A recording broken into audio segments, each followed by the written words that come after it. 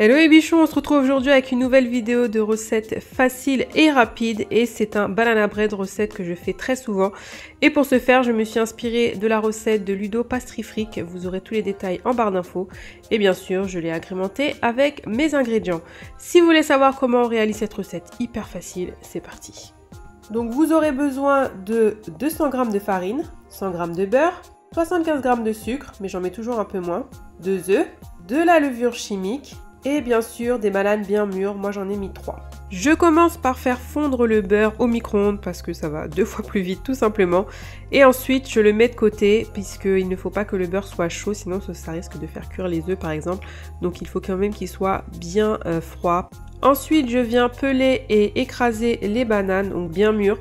Avant je n'osais pas les manger comme ça, mais en fait il n'y a aucun souci quoi. C'est pas, vous enlevez vraiment si le côté est vraiment noir. Mais voilà, c'était pas pourri si vous voyez ce que je veux dire. Donc du coup, prenez des bananes bien mûres, ce sera 2 fois plus simple à écraser. Tout à fait optionnel, mais moi j'aime que mes gâteaux aient de la cannelle puisque j'adore la cannelle.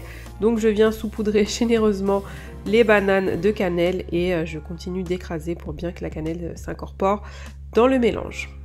Je viens ensuite râper le zeste de citron vert puisque moi j'adore le citron, j'en mets un peu partout et du coup je trouve que ça donne un petit goût acidulé, ça redonne un petit peu de goût et voilà, c'est vraiment optionnel, ce n'est pas dans la recette. Je prends aussi un petit jus de citron vert, ça c'est pour éviter que les bananes noircissent et pareil ça vient donner ce petit goût de citron, ce petit goût acidulé, enfin voilà, ceux qui aiment le citron vert comprendront.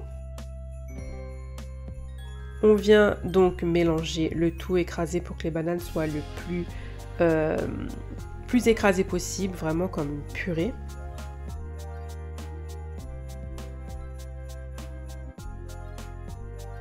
Ensuite, je viens casser les 2 œufs. Donc j'ai lu qu'il fallait casser les œufs sur quelque chose, sur une surface plutôt plate que sur le rebord du bol. Donc je m'exécute et je rajoute le sucre. Et je viens fouetter le tout au batteur jusqu'à que le mélange blanchisse. Vous pouvez aussi le faire à la main, mais clairement ça va 2 fois plus vite. Je rajoute les bananes écrasées, donc avec la cannelle, le zeste de citron vert et le jus de citron vert. Et pareil, je reprends le batteur et je fouette. Vraiment, ça aide, je trouve, à ce que les bananes s'incorporent mieux, que tout soit vraiment bien mixé, voilà. Et puis ça donne un petit côté léger puisque c'est fouetté. Donc voilà, je fais pratiquement presque tout au batteur.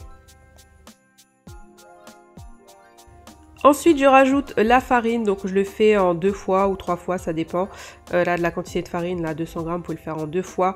Je trouve ça beaucoup plus simple pour pouvoir mélanger que de tout incorporer d'un coup. Franchement, c'est 2 fois mieux et je ne l'ai pas précisé, mais j'utilise là la farine de chez Francine, la farine fluide qui est vraiment bien puisque franchement elle ne fait presque vraiment jamais de grumeaux. Donc voilà, c'est une très bonne farine que je recommande.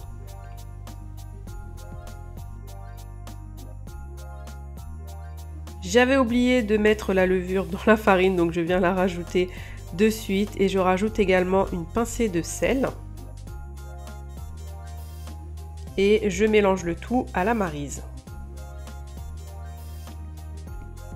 Je viens également rajouter de l'essence de vanille puisque voilà, pour moi aussi c'est indispensable dans mes gâteaux de mettre de l'essence de vanille ou du sucre vanillé. Donc en général, je m'arrête là, c'est vraiment la recette classique du banana bread, mais aujourd'hui j'avais envie de mettre des pépites de chocolat noir, voilà, parce que c'est une recette que je vois passer partout et moi la banane et le chocolat c'est ma vie, clairement.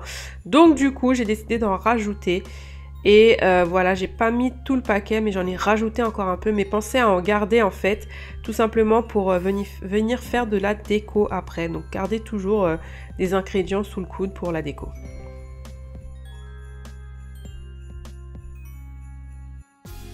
J'ai beurré mon moule, parfois je le fais, parfois je le fais pas, ça dépend, mais là j'avais vraiment pas envie de le rater. Donc en général les moules que j'ai ce sont des moules Tefal qui sont vraiment bien, on va pas se mentir, ils se démoulent toujours bien, mais parfois ça peut accrocher un peu, vous voyez, un tout petit peu. Donc du coup voilà, en général j'en mets vraiment pas, mais là je voulais vraiment que ce soit un banana bread gourmand. Ouais, il n'y a pas de healthy aujourd'hui, c'est gourmand, gourmand et gourmand. Donc on verse le tout dans le moule beurré. Et vous venez aplatir le reste avec la maryse. Voilà, comme ça au moins vous êtes sûr que tout est bien aplati, c'est très beau, ça fera un beau gâteau. Si il vous reste une banane, vous pouvez vous en servir pour de la déco. Donc vous la pelez, vous la coupez dans le sens de la longueur en deux et vous venez la placer sur votre banane à bread, sur votre pâte en fait.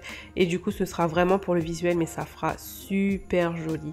Voilà, moi je trouve ça canon en fait. Je voyais ça un peu partout, j'ai dit attends je vais tester. C'était vraiment ma première.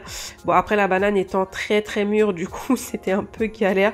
Mais bon voilà, c'était vraiment pour que ça fasse son effet. Et du coup, les pépites de chocolat qu'on a gardées tout à l'heure, vous venez en mettre par-dessus. Voilà, je vous ai dit, c'est le banana bread vraiment très très gourmand, mais juste trop trop bon. Après, bien sûr, vous le faites comme vous voulez. Si vous voulez quelque chose de plus healthy, vous mettez pas de pépites de chocolat, vous mettez pas la banane au-dessus. Après, vous remixez, voilà, c'est vraiment comme bon vous semble.